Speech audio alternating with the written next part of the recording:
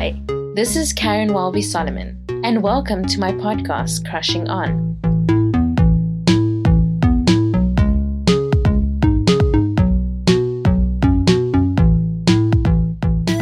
Welcome to episode 10. Today's guest on the podcast is Noxolo Mafu, who I call Nox, and is the fashion and beauty editor at Expresso.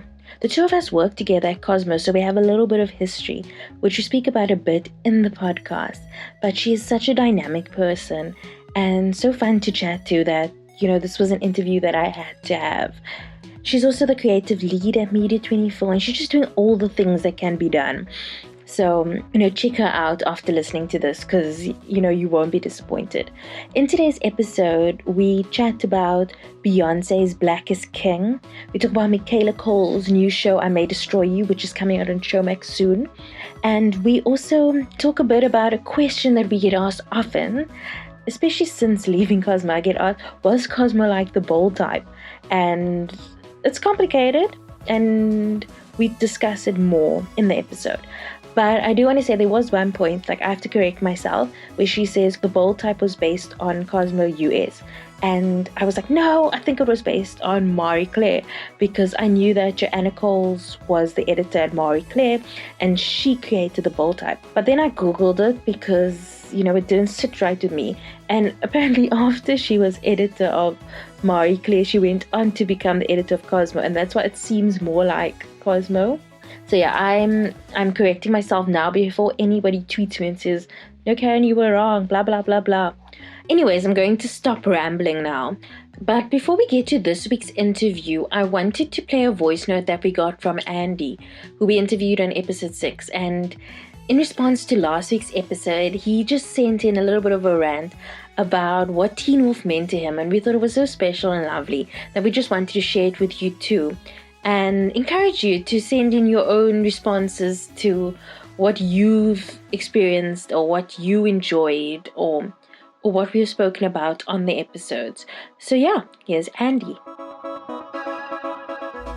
Teen Wolf honestly will ever have a special place in my heart. It was the first show, I think the only show where I was fully submerged in the fan culture, reading fan fiction, shipping characters that were not actually couples. I was fully involved in it. And I found out later that I think that the producer, the director, was gay himself. The show always felt very, very, very queer. Even though wasn't actually super queer, it always felt super, super queer. And it definitely kind of also it felt like the show created fan service not just for females but for gay men as well. I don't know. Teen Wolf will always have a place in my heart. It's just such a good time show. And plus had such amazing characters Styles. Styles was the one. Styles was the boy. He was one of the original white boys of the month. So that was Andy, also known as Andisa. You can listen to the interview he was referring to, which is last week, or you can listen to our interview with him at episode 6. But without further ado, here's my chat with Nox.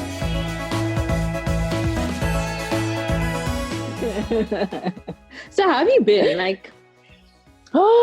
I've been, Kat, it's been crazy. Firstly, I'm excited to be here. I'd been seeing this podcast being advertised and I was I so want to just chat because we were sitting at the same desk for so long and now we're so far apart. So it's just so nice to be back.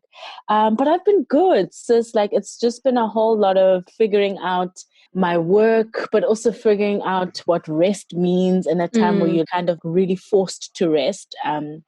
I think people know, we were both working at Cosmo. Cosmo was just boom, over. And it really knocked me, in terms of really understanding myself, my purpose. So I think these last few months have really just been trying to get back to myself and really trying to figure out what makes me happy, even outside of work, because I think that thing can also consume you so much that you don't know yourself outside of it. I don't know what your experience was. No, me was the same. I was going from crazy work to absolutely nothing. I was not prepared. I was dreaming work just before Cosmo ended. And oh my gosh. I was it was wild. It was wild, man. but I also don't. such an amazing experience. I think like I'm sitting in a place of gratitude now, in the sense that even all the like real shock and horror of it all, and really public way of finding out that you don't have a job, which was crazy. I think I'm really also okay with not knowing what's next, okay with also just learning as we go and not being afraid of being unfinished and not polished, you know what I mean? Because I think we're here now, we're being really vulnerable now. I think even this offering, which is so beautiful and so like we're just being vulnerable now with the stuff that we love, you know. Yeah, maybe gave us an opportunity to discover new things. Yeah, Everything happens definitely. for a And reason. good. What all the Bible text that people sent us when we lost our jobs. Yes, you see, all of a sudden I was like, I have never seen so many scriptures, and now they're antagonizing me. You know what I mean? Where it was bringing me grace, now I'm like, God damn it. Anyway, but I mean, you know, we're in a good place now. Things are good. Things are fun. I'm really enjoying the new chapters that I've started to enter. Yeah, it's been really cool. So where did it like start for you? So why did you decide to go into journalism or broadcasting?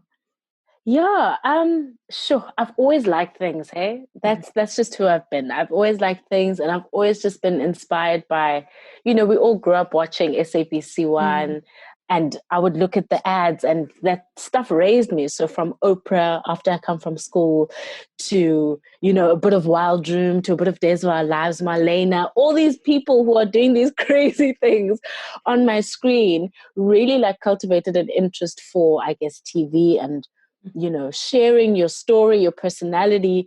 But I just didn't know what the name of it was, you know. So I went through school doing the things. And I think then by the time it got to matric, and I often share this, I really had no idea of what I wanted to do. I knew that I wanted to be on TV. I knew that I had an interest in drama, but I didn't really want to be an actress. So it was, you know, it was a whole bunch of like small hints about things that really brought me joy, but I couldn't quite name it. And after a while doing a bit of digging and having a bit of like an existential crisis in like grade 11, when you have to like fill in the forms for your university, I realized, okay, there's this thing called journalism, and it kind of covers the things that I want to do, which is writing stories, meeting people. You need to have this type of, you know, personality. I go to my parents, I'm like, okay, cool, I'm going to Rhodes. And yeah, I entered, you know, journalism. I specialized in television, but alongside that, I was doing drama. So I have always kind of been a person who enjoys the arts and tried to build, I guess, a career from that. But yeah, I mean, I had no idea that it would land me up, you know, in magazines, or let alone now, like in TV with Expresso. So it really has grown with me, but it's all kind of stayed in the same arena, which is a really humbling experience. But yeah, I just kind of followed my interests and the things that really made me, yeah. Out of all the celebs or the people that you've interviewed, who have you been like your favorite so far? Whoo-wee. That's a hard question. I mean, imagine I said that to you. Oh my gosh. I think, you know, our jobs really have allowed us to meet amazing people. But I think a memorable person would have to be. This is so hard. Okay, I remember who's that guy with the scar on his face? He used to be with Heidi Klum. How can I forget him? Seal. Now, Seal was amazing because, like, it was the first time I was meeting like an international star, and it was just like me and him in the room, and I was just like, the world is spinning. And then he like sang on my way out. It was all very romantic. So that was like, oh my gosh.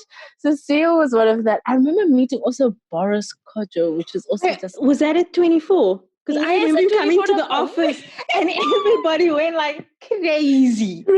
And I remember because at the time I was like an intern, right? So like what would happen in the video team, you could go to reception. So I'd get the email like, or the call that there's a guest here. Did I not walk there? So everyone knows that I'm about to walk both bars. And he came and I handed him his tea and his coffee, and it was amazing. But I didn't do the interview, obviously, because I was still a baby. But I was around him, and therefore I interviewed. But in his aura. And his aura, man. But some of the most like kind of really eye-opening interviews actually have come from, you know, people like Bonang, who, has been such an amazing like anchor for most South African women, just to kind of unpack her thinking and her, all these things don't happen by mistake. I've had the chance to also the cost of sex education was really fun at the time. That was really cool. So it's hard for me to pick one person because I think there's some incredible experiences that I've had. And I think I'm probably forgetting even like major ones. But actually the things that make impact for me are really just like normal. And I say normal with these fingers, but like really like the everyday woman. Like when I get to talk to like real women about how they've hustled, how they've like been juggling a whole lot of stuff, that's the type of stuff that really, really kind of gives me goosebumps and really like shakes me. But yeah, I think the work that we do and the work that like of interviewing people can really just make you meet some incredible people, and I've been lucky to do so. Yeah. I was trying to think of who you interviewed, like before when I was writing the question. I was like, this girl's interviewed so many people. I'm going to catch her off guard. And you really did. Because I'm trying to like think of one. This is so tough. I mean, even in politics, like Gwede Mantashe, for instance, is so funny. Like, I find him so funny. But like, then there's someone else like, Pearl Tusi was also really dynamic to talk to. But yeah, I mean, blessed to have met a lot of people. But I think, yeah, those are my standout people. As fashion and beauty editor, so if you could steal like one celeb's wardrobe, who would it be? Like Tracy Ellis Ross. Like full on. Like it's a mixture, right? So I want Tracy Ellis Ross. Oh, Rihanna. Whoa, yes. Okay, so if we can blend it together, because now it's like the ultimate theft game. I would run to Tracy Ellis Ross, after which I would quickly jog to Rihanna's closet. Then on my last circuit, just before I get caught by the cops, I stop by Kim when Kanye started styling her. I don't care about before then. I want when Kanye started styling her. Have you ever seen that Vogue video where she's looking through all the styles throughout the years? And then it's like her before Kanye. And then she's like, let's just put this away. But also, like, I love that she also owns that really, like, ghetto version of herself. Like, that's kind of like the Kim I fell in love with, you know what I mean? Who was, like, low-key wearing poofs. Like, she was an icon at that time. But, I mean, I think, to see how she's just changed in front of us has always just been so interesting to me. Shout out to her surgeons. Shout out to her surgeons. So I want their numbers. I actually want their number. For me, it's like Kylie. Oh my gosh. That girl looks amazing. I'm sorry. And it's no beef. Like when she was in WAP. Yeah. Stunning. I thought the same thing. I loved it. Everybody's like signing petitions. I'm like, this girl looks amazing. She looks amazing. Look, I do agree that maybe Normani should have gotten a bit of that silent moment. I don't understand why the song had to pause for her. But I really think she looks fly, man. I like Cardi's like vibe. Like, let's put all the baddies in one thing. Let's all have fun, be joyous, get that app going. If you could ideally interview one person like you haven't interviewed yet, who would it be? I'm fascinated by people like Zadie Smith. I'm fascinated by Michelle Obama. I mean, I think she's amazing. Who else? I have a huge crush on Tracy, so you'll probably hear me bring her up again because she's just like my hand. I just really think like this idea of really harnessing joy and harnessing like adventure in yourself is so important. And yeah, I really resonate with her. That. Who else? Yeah, I want to like hang out with Oprah. Just want to like hang out with her, just watch her. We don't need to talk. I'll just be there. I love this when her students from the school, when they're just like chilling with her when she goes shopping with them. And the fact that these people are from my country, like I'm 1 degree of separation away from them, essentially. Like, I just want to be Oprah's friend. I just want to be in her garden and like roll around in her soil. But yeah, I mean, if I could interview off the top of my head, definitely those women. But I also like, I forget her name. She's an amazing politician in America, the young one. You're talking about Alexandra Yes. Ocasio. Yes, who did. I find her remarkable and really like so dynamic, because to be a politician in Trump's America right now and to kind of stand against real disgusting behavior, like really adults acting like subpar as humans, like her real like direct assertiveness to stand for what she stands and to follow through on her mandate is really inspiring. Like at a time where I think I would have lost like steam, you know what I mean? Like every single day you need to keep pushing this thing. And it's just, even just watching her deliver her speeches, like even as someone who publicly speaks, I usually get like, you can hear when like spit is coming in my mouth or like I'm getting nervous. I've never heard you nervous in my life. I will. I'm serious. But she's just got this real clarity that I'm really inspired by. People also like Viola Davis, who I find remarkable, just big, resounding presence in their industries and just have done so well to do so. Yeah. Such good answers. Oh, thanks. Okay, let's talk about Black is King. So what did you think? I know you're a Beyonce fan, that's why I asked you, but yeah, I'm a Beyonce fan, but I don't think I'm like hive crazy. Shout out to you guys, mad respect, love you all. It's just that, you know, I can love her and take criticism if I must, you know. Yeah. And I was nervous that Black is King was going to be some kind of Hotep production, because I am also quite sensitive to the idea of just taking our stuff and kind of repurposing it, you know, for elsewhere. But Black is King took me by surprise. I watched it again yesterday because I knew we'd actually talk about it. And I really love the labor of collaboration. Yeah. And I think that I think it's so important for our directors and stylists and artists and writers to feature on a platform like that. So I really commend Beyonce for really creating that space for it, you know. Did I understand all of it? No. Was it coherent sometimes? No.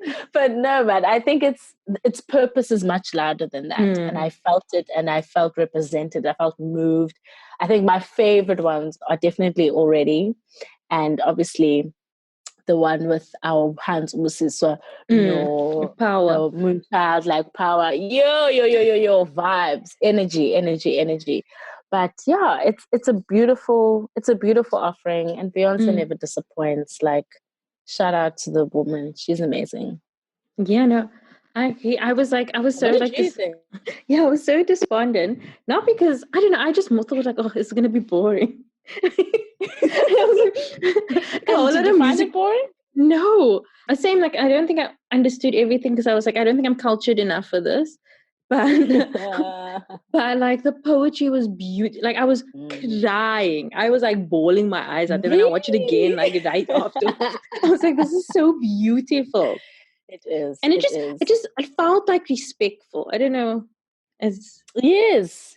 Like it felt like everything was treated with respect. So it, like you could feel like that's the kind of feeling I had when I was watching it. Definitely. Like, and I think it's more like having taken the time to research and to put, obviously, like she puts herself in some places where people might find problematic, you know, inserting yourself sometimes in culture. And I can completely understand that argument. But what I do enjoy is that she really will take people with her who are of said culture or whatever to teach her, you know, and she's surrounded by accuracy, I would hope. But it's brilliant. It's amazing. It makes me feel good to be Black. It makes me feel good to be a woman. It's just vibes. Styling also. Dead. But it's so nice that she used so many African designers. Like she didn't have to. She could have taken prints. She could have taken replicas. Exactly. And some people just like, you know, copy paste, but she did so well. And also that she repeatedly does it. I remember when she did, because I know she's been using Torongo when she came, who's a Senegalese artist. Yes. I love that it's returned work. It's not just a once off just for a gig. She'll put you in the music video. She'll wear you on tour. Like, I love a consistent babe. And it's just like, I like the fact that, I mean, obviously I don't know any of them personally, so I'm going off like Twitter, but everyone that was in the production, they had such good things to say, like such positive, Yes. like she literally empowers who she comes into contact with. Yeah. And it was like, I mean, that's one hell of an NDA, firstly. Like, I Imagine. have so much respect for that Imagine. NDA. But also, I don't know if it was just me who noticed, but Burner wasn't in there. But he was in a song, if I remember No, there was a correctly. few people that I think was not in the actual video, but were in songs. You see, I wanted to see him, but I was like, hey, I wonder what's happening there. You know, I always look for the tea. It's probably like a moment, but scheduling thing. It probably was like a scheduling. Yeah. No, but I mean, it was brilliant, and I really enjoyed it. I really love the collaboration of people like from Trevor, also our local stars who are just like doing the things. Like, you can't help but be, you know, inspired. Ulindi, literally like beautiful, beautiful humans just showing up and showing off in ways that we need to see. Yeah, so like going back to the NDA thing, like so many people and nothing came out. Nothing. Like it was like one person you could have understood. No. Nothing. Literally, it was tight, like sealed. I really wish I could have a circle like that. Not a circle, but just like a legal team that could be like, don't even think about it, don't even whisper it, nothing.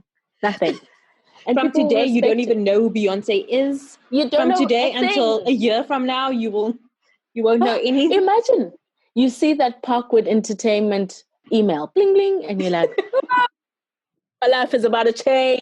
But truly, I think like someone actually that, you know, it's not even that the NDA has probably got so many clauses. It's just that, you know, the work matters. And I think everyone who goes into that would not want to ruin such a special and important moment culturally, you know. So yeah. Okay, so I saw you started watching The Bold Type. So how far are you? So now I like in the last season 4, I think.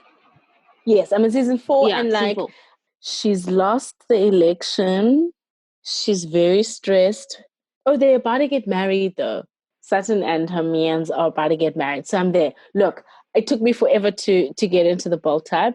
I love it. I think it is such a fun and really like close to my heart because it reminds me a lot about our Cosmo experience. Like, I mean, with less budget, obviously. I was like, your Cosmo experience and my Cosmo experience is very different. And that reminds you of Cosmo. No, I genuinely mean it in the sense that, like, in terms of just magazine, like, life, you know what I mean? Like, really, a brand can start to intersect, you know, your idea of womanhood. Like, you know how these girls, like, really, like, mission behind the brand of Scarlett, you know, and it becomes a lot more than just a brand, but a lifestyle and how they walk in the world and how they want to, you know, create impact. And I think I really, really resonate with that. And also just like figuring it out, you know, from like Kat wanting to possibly peg her partner to, you know, being lesbian or gay. It's just, man, each episode I'm like, this is wild, but also really like, it's fun. It's like, it's kind of relatable, but you're like, that's not my problems, but I kind of understand where you're coming from. Yes. I mean, these are obviously very bougie issues, you know, but in terms of like, the only thing I really am like, oh, this is so sweet. It's just like, you know, magazine, like quickly running to like the fashion and beauty room, just to like quickly be like, how are you feeling? Are you okay? Okay. And then go out there, you know, it really in that reminds me of it. But it's amazing. And I think, it's a fun show to watch if you just really want to feel good, have something light. Yeah. I was watching it the other day and then they said something about like deadline. And I was like, oh, deadlines. I must have. Dude, I still get like stomach pains. Like when they were saying, she was saying something about, because they were going to change the flat plan because they realized like, you know, they need to transform. The day before. That one. Hey, yes. And I was like, I've literally got knots in my stomach because I was like, this is my life. If literally like we're changing it now and we have to say, what? Excuse me? So it is very, yeah. And some of the show, like I realized I had to watch it after my experience because it's quite triggering actually. It's quite close to my heart. Deadlines changing, things need to move, events, also the events, we need to be live tweeting. I'm like, oh, I'm so stressed. I'm stressed. But also the best time of my life. I'm not even gonna act. But yeah, it really is a special experience. Yeah. I was Yeah. when I was at Cosmo, I used to get DMs all the time, like, is it like the Bold type? I'm like, no, it's not like the Bold. Yes, it's a magazine. Like yes, it's about women. But yes. But actually, like, I didn't know that the story is based on Cosmo. I thought it You was know Marie that? Claire. I thought it was I Joanna didn't even Coles. know. Yeah, it's a Hearst title though. Maybe I'm wrong about Cosmo, but I heard that it was based on things. So I was like, okay. But you That's can why see it like was similar vibes, like that woman definitely, empowerment, past fashion and beauty. definitely, and also like the kind of focus of their content. But what I like is that also just having watched the things that they focus on, obviously like mental health, like kind of that sexual liberation and all of this stuff, was very similar to the kind of topics we were handling with Cosmo in our own terrain. So what I really felt good about even watching that is like, man, yeah, we're all on the same page and we're all kind of like rallying for the same thing. We're reflecting what pop culture is saying should be the hot topic. So it was really cool to be a part of that. Yeah, but it's also kind of sad because like you see how much they are doing and you can see how much we still could have done. But I don't know if I'm like reopening old wounds here. Yeah, But now but yeah, it's different markets, but I completely agree. Like, yeah, it is like a sore kind of point. But like you're saying, like these things have their times and yeah. The other thing that we were super into at Cosmo was Luke T and Shanice. And have you been keeping up to date with their from Love Island? Yeah, just add that in. Let me just tell just people up to speed. What happened was with Love Island. I was not here. I was not in the Love Island tip at all. And every time I'd come into the office, Karen, Ash, and Jamie, hey? Yeah, would have like these fat conversations about like, oh my God, Love Island, love. I was like, what is this Love Island like? Eventually they're like, bro, just catch up. Eventually I just sat down and I did it and I could not get my eyes off the show. It is amazing. I love the whole format, but I love that also my first time getting into it was the one in Cape Town. Yeah, that was me too. That was my first one. I tried season 1 before that and I found it boring and then I watched then I tried But you spoke like an expert. I'm like this new kid on the block playing catch up, gotta be up to date with my pop culture queens. But it was a brilliant show and I fell in love with Luke T and is it Shanice? How do you say it? Shanice. Yeah, I think it's Shanice. Shanice. I love them. I still stay up to date. I'm obsessed. They've got a new apartment. Did you see? Yes, and I see them traveling. Have you noticed that? To Greece. I'm like, how? They are living it up. They're influencing. My babies are working, okay? They are getting their checks. They're working for Spotify. They are making content. I'm so happy for them. And they're just so cute. And like, I love the fact that like you can see that they're friends first, Yeah. Obviously, like, it was a bit of a game show. Obviously, these things are rigged, but I really believe in the two of them. Me too. They feel real. After the show, I unfollowed the rest except for the two of them.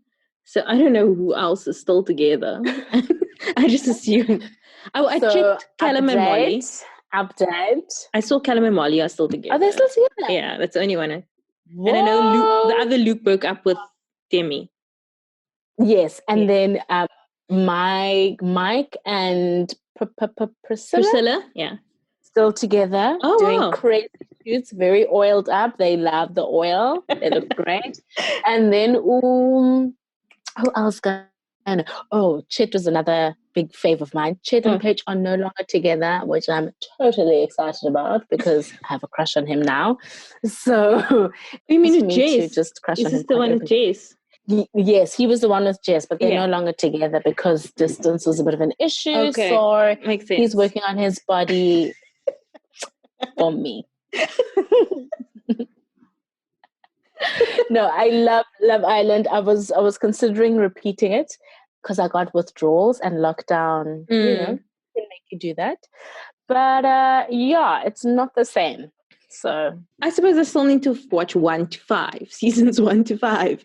yes, I also try to get into it just so you can understand the legacy, right? And also, like, just so that I can also get that same feeling again. That feeling that I got when Callum came out from Casa Amor, and Shauna was standing there, like that feeling. I was so angry. Man. I was like, that was the perfect bit of television. Like, they knew exactly. Remember when she said, I always knew not to fall in love with a lumber. Was it a plumber or like a scaffolder? Scaffolder. I said, babe, you called it from the beginning. You knew that this is not it.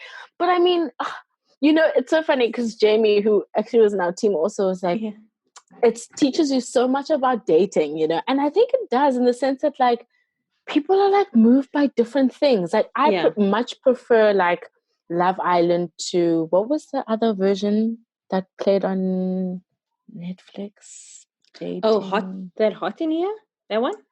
Yes, Too Hot to Handle was Too Hot to Handle. Too Hot to Handle. That format didn't work for me. The Love Island one, like I love the toss and everything. Like it's just really revealing, but also like I don't know, I felt for them. You're also stuck in this like house. I can imagine how gross it actually got in that house because when they put on the makeup just to go to the backyard. I think I sent you that thing where the girl tweeted, I can't believe they get all dressed up to go to their backyard and they're like, look at us now. I can't deal with them. And then they like dance and make like a whole thing. I'm like, bro. Like they're in a club, but it's only like 12 people. Honestly. But I mean, I can understand. I mean, this production has been going on for years, but they need to rethink that. Like, don't set up a party then. Don't, because they're just getting dressed to go outside. It's weird. Stop. And all these dates were like to the beach, but the penguins. How many people went to the damn penguins? I know. They went to the penguins, or like it was really like a poor representation of what's possible in Cape Town. They could have done so many more things in Cape Town. Yes, they should have just called me. I would have been the perfect host to run through the streets of Cape Town. They would have been in good hands, but no, they chose to go see the penguins. Imagine me, I hate the fucking beach. Imagine they tell me, oh no, you're going on a special date. I'm leaving the villa. I'm all excited to the beach. Imagine. Put high heels on. For the beach. But most people love the beach. Like, we're the people who are losers. Most people actually are like, the beach, amazing. Yeah. But that is still better than those dates where they're like downstairs when the new guys come in and then they all watch from the balcony or something like that. That, or when they do that thing where you go into the bedroom and then you can have a sexy night. What could possibly be happening? Like, truly, like, we're all like, it's just really corny. Like, we're all like one room away and we're all like, ooh, they're going to have a sexy night. Literally, it's just a room with red bedding. That's the only difference. Really, that's... And when Luke T, like, when Shanice got angry with him and she was like, you told them that we were naked or whatever. He's like, but I was naked. What was this? Like, what? My baby. Yeah, but like to boys, like that's simple. That was the truth. We were naked and we were in bed together. But obviously, what is she? Jasmine, hey? Jasmine loves Princess Jasmine. Yes, Princess Jasmine. But that date, they dated at castle. Oh my God. It was stunning. I cried. Like, it was, to me, like I was starting to cry and being like, these people like really love each other. Like, I couldn't believe I was watching this happen in front of me. Like, they really did not know each other. And like, there was a vibe in the beginning. Yeah. And remember, because Luke T was snatched by that other girl first.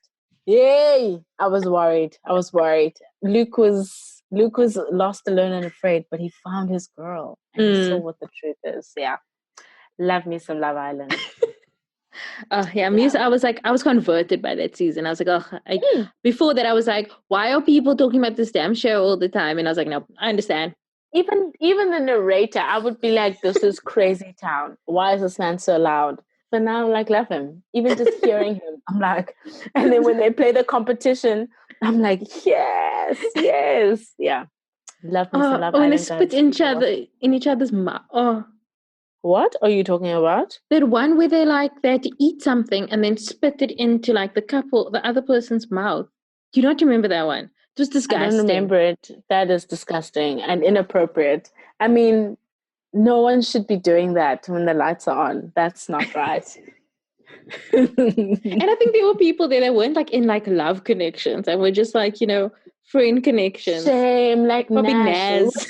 Naz, I don't know why I called it Nash. Naz was he was a perpetual loser. It sucked.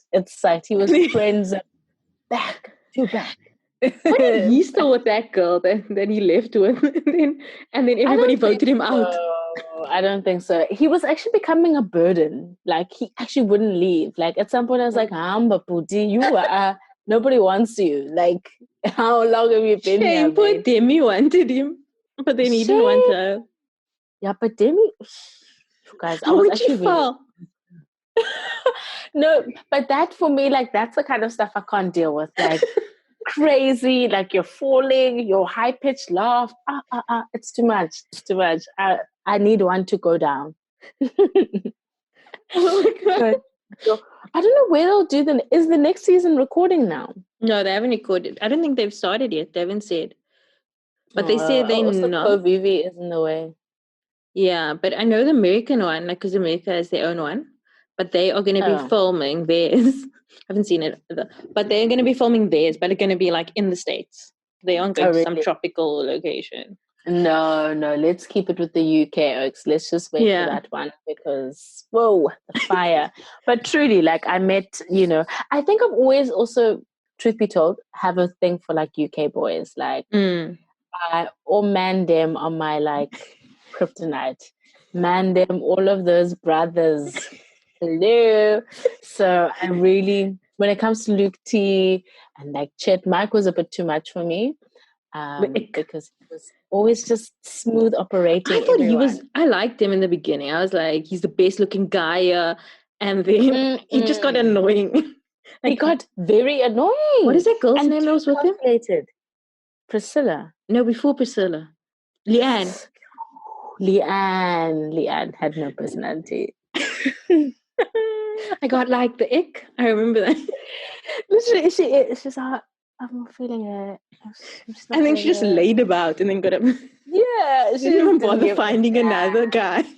Nah, she didn't give a damn. I actually have mad respect for her. She didn't give a damn. She was like, whatever. I'm gonna do my own thing here. Free holiday. Yeah, she was like, whatever. Cool. You guys do your thing. Yeah, that was a great show. It was. So what else are you into right now? Like music, series? Because I know you always have like the best music taste. Oh my gosh, thanks. I have been, let's look at my phone. So I've been doing this thing on my IG stories where I ask also my followers who they're listening to. So who am I listening to? Sir is my favorite. I'm loving... Okay, so my favorite at the moment is Focalistic, who is giving us guest star. He's my favorite right now. Joey Badass's mixtape, which is called The Light Pack, which is really, really cool. Very hippity hop, but, sometimes you have to go back to your roots. For something a little bit more chilled, Rum Gold is my favorite. There's a song called Call It What You Want, which I've really loved. Great for like rainy day stuff. But I just actually finished watching I May Destroy You, which was... me too. Just finished it. Phenomenal. Karen, like, what? How crazy? I haven't even watched anything else since that because I can't. It's just too much. You know what I mean? Too much. It was like quite like triggering in the beginning. Like I felt it was hard to watch. Like that's one in the beginning, and just because it was so, I could feel the impact. Like even just her flashback to that thing, I was like, I was in her body, And I think as women, we constantly live with that fear or even have that experience embedded in our bodies, unfortunately. So it's just so like hectic to watch the show, but I think she did it so beautifully. And handled it so sensitively. And all the like nuances, like the things, I mean, I don't want to say I didn't think of, but you don't think how it all falls together, like, you know, them like taking condom off, not telling you, you know, like withholding information from you, like the setup with Terry, with the two guys in Italy, like all those things, like it's so like dark. it's all the different areas of what consent means, and and it was just like, and it was how so brilliant. But Karen, do you realize, like, I think it's also so like revealing how little men know about this. You know what I mean? It's like, it's not only men. Sometimes women also don't know, but it's not that it's not ignorance, because there are people who lean into that power. But like for me, it was so revealing that like you don't realize that you taking off a condom while I'm having sex without my consent is rape. Standard, like boom, that's it. Like you have raped me, and like, you know, explaining it away to yourself is just crazy, you know. And then like there's obviously the more overt and like really hectic experience she had when she blacked out. It's just the fact that like you have to consider so many things, and like how that then I guess reflects into her own like acting out and, you know, leaning into drugs, all of that stuff. It's just so heavy but so real and honest. And we need those stories told also by women, you know.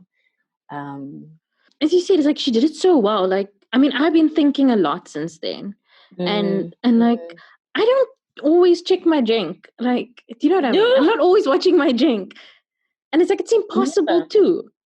Like how and also like, and if you even if you put it like down, you know, it's so funny because in the beginning of the night, like I can be quite like hectic about my drink, but then obviously you start to relax. And even if you were to like be hectic and let's say someone sees you who happens to be a guy, they kind of give you this energy like, oh, you really think I'm going to do that to you, where you feel like this crazy person now for being paranoid.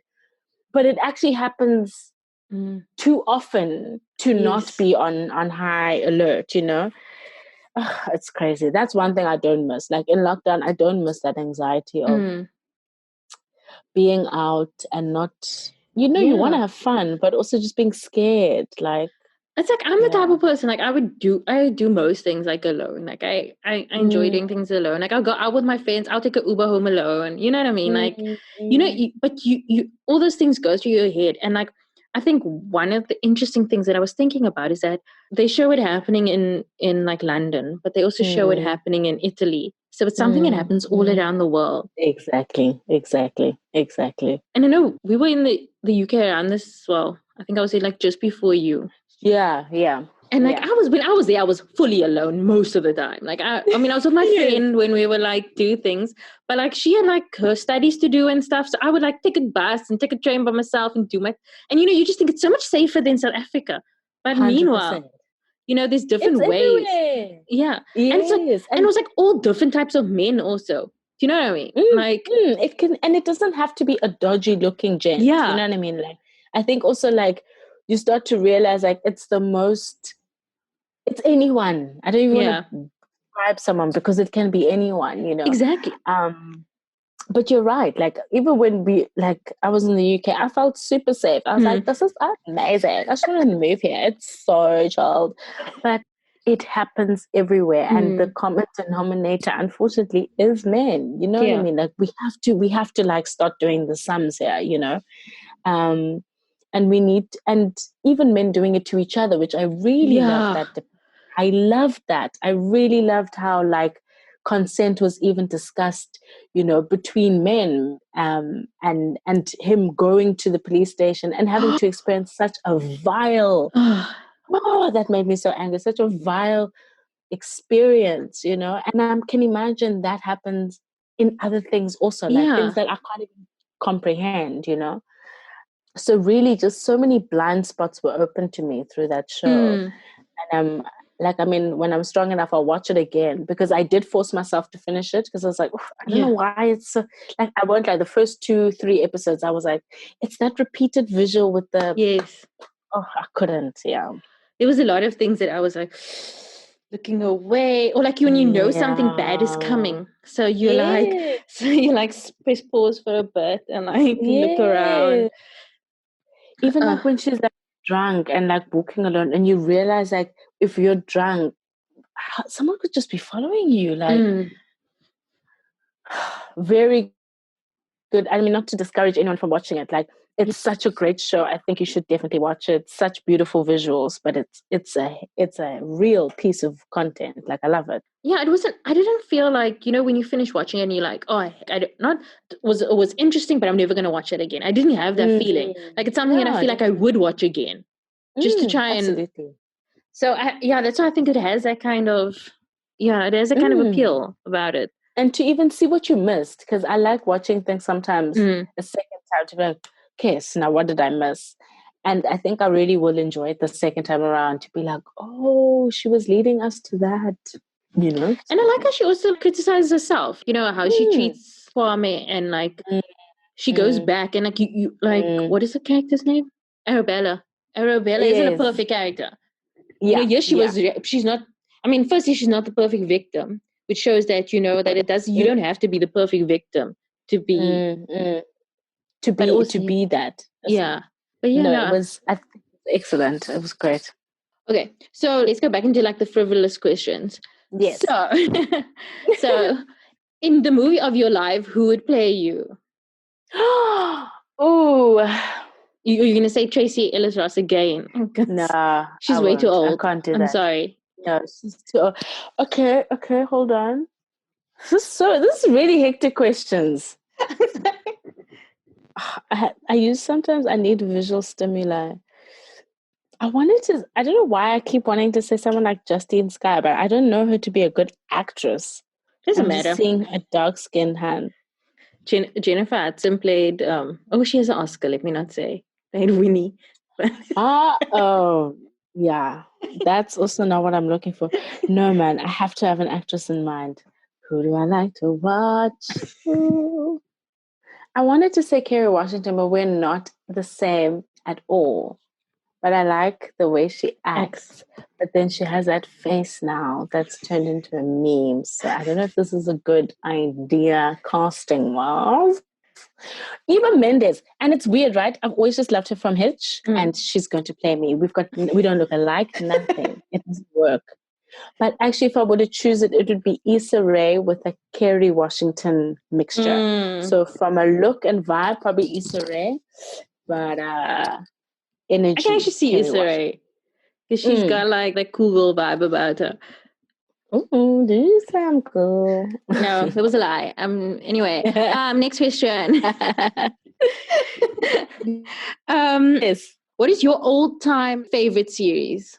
The Office. Oh, that's very didn't expect that. Okay. I love it. Like, I think people don't realize, like, I really like simple, like, bland comedy. Like, yeah, The Office, I've watched it from season 1 back to season 8 a number of times. I know a lot of the episodes line by line.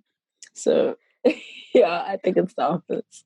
You actually do have quite a like Office type humor. Like I actually see it now.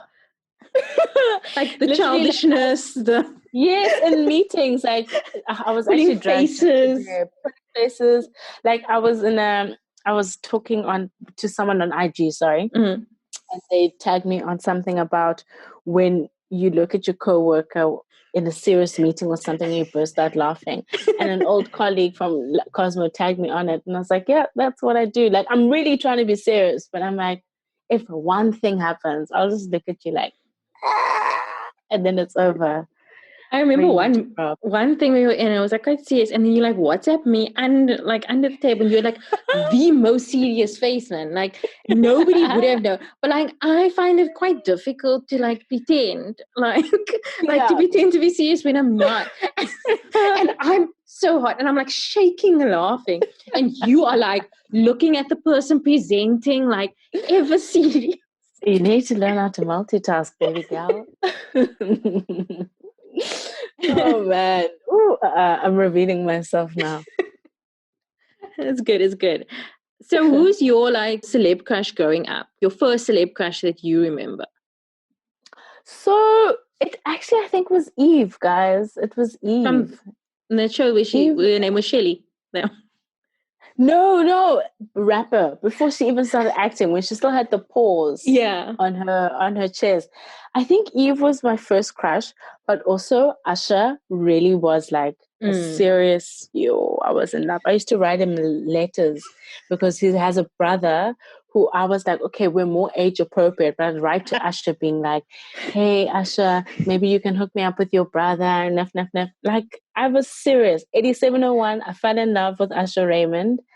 And I thought I was going to be Mrs. Raymond. I'd really calculated it. And then I was really upset when he married that older woman. Oh, painful. Is he married?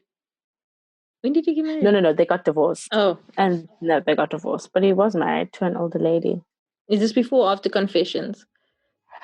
These were his confessions after. I think it was after Confessions. His life started to mess around then. That's when all the content for Confessions came. But 8701, he was the purest and he was the love of my life at that time. That was Nox Mafu. You can find her at Nox_Mafu on Twitter and Instagram. Once again, everything that we discuss will be in the show notes. So if you want to learn more or you want links to the content, I will get all that ready for you as per usual. Me, you can find at Karen Welby on Instagram and at Karen Welbys with an S on Twitter. And don't forget to sign up to my weekly newsletter Wild Streams, where I just discuss random nonsense. Last week I spoke a little bit about Shakespeare and rom-coms. This week I'm going to be talking about The Crown. And I want to tell you it's going to be very educational, but it's probably just going to be me ranking the hottest guys in The Crown, because that's how shallow I am. You can find the podcast at Crushing On Pod on Twitter and Instagram. And you can find all other information on the website at crushingonpodcast.com. You can send any feedback to crushingonpod@gmail.com. Don't forget to rate and review on Apple Podcasts. That's how people find us. So please, if you have a minute, just give a little note saying, "Ooh, I love it," or "It's cool," or whatever. All episodes are edited and produced by Rebecca Barches. Thank you so much for listening. We will catch you here again next week.